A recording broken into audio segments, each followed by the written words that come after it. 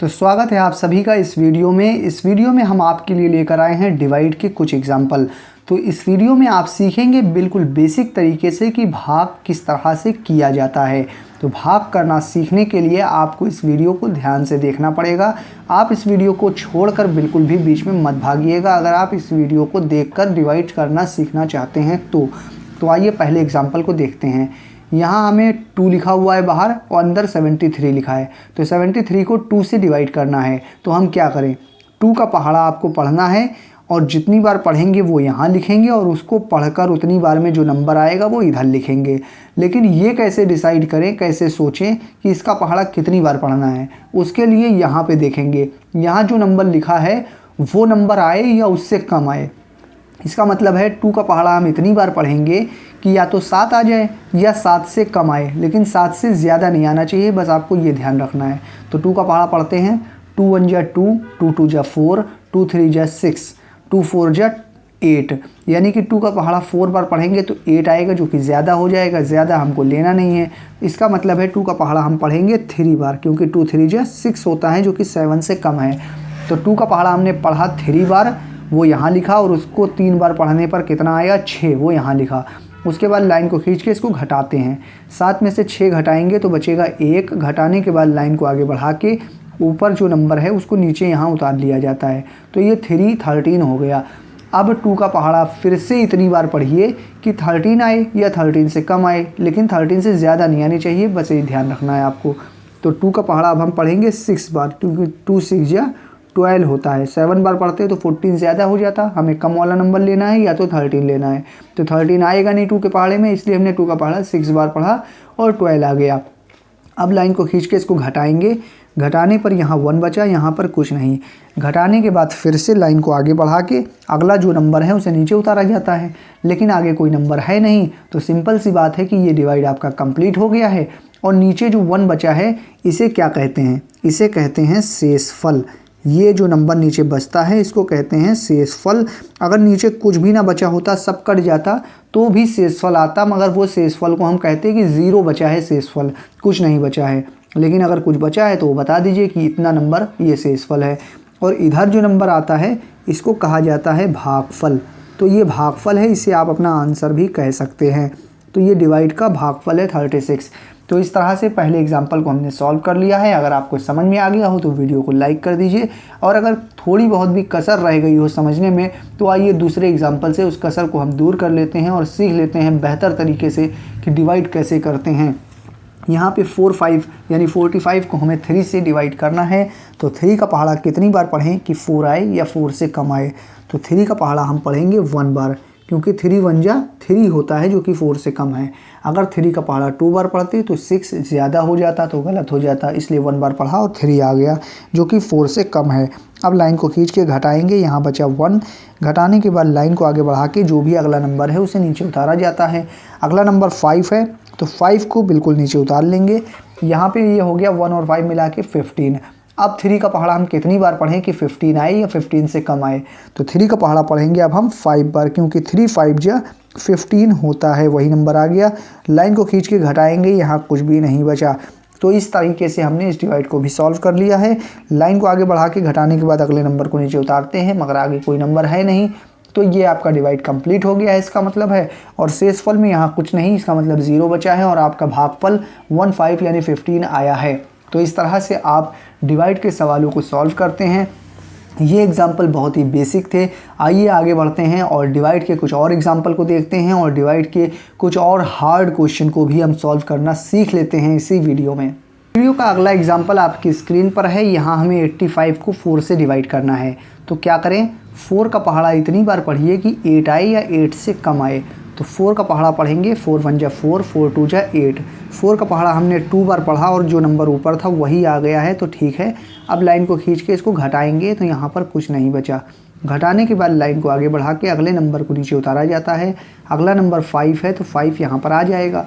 अब 4 का पहाड़ा इतनी बार पढ़िए कि 5 आए या 5 से कम आए। तो 4 का पहाड़ा अब हम सिंपली 1 बार पढ़ेंगे और 4 आ जाएगा, क्योंकि 2 बार पढ़ेंगे तो ज़्यादा हो जाएगा। तो हमें इस नंबर के बराबर या इससे कम लाना है। तो हमने 1 बार पढ़ के 4 लिया है। लाइन को खींच के अब घटाएंगे, यहाँ पर बचा 1। अब घटाने के बाद क्या करें, घटाने के बाद लाइन को आगे बढ़ा के अगले नंबर को नीचे उतारा जाता है, लेकिन यहाँ पर आगे कोई नंबर है नहीं। तो उस कंडीशन में आप क्या करेंगे? जब आगे कोई नंबर नहीं है तो सिंपल सी बात है कि ये डिवाइड आपका कंप्लीट हो गया है और यही आपका आंसर है 21 और ये आपका शेषफल है। लेकिन अगर आप चाहें कि इसको और आगे सॉल्व करना, तो आगे सॉल्व आप तभी कर सकते हैं जब नीचे कुछ बचा हो।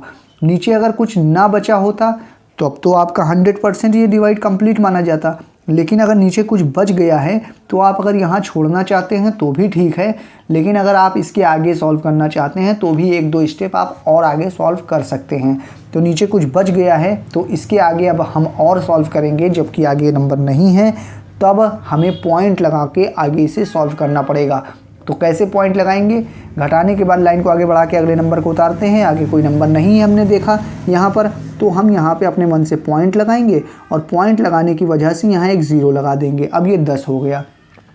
अब 4 का पहाड़ा इतनी बार पढ़िए कि 10 आए या 10 से कम आए। तो 4 का पहाड़ा हम पढ़ेंगे 2 बार और 8 आ जाएगा। लाइन को खींच के घटाएंगे, यहाँ 2 बचा। घटाने के बाद लाइन को आगे बढ़ा के यहाँ पे हम अपने मन से 0 लगाएंगे। क्यों लगाएंगे वो अभी बताते हैं।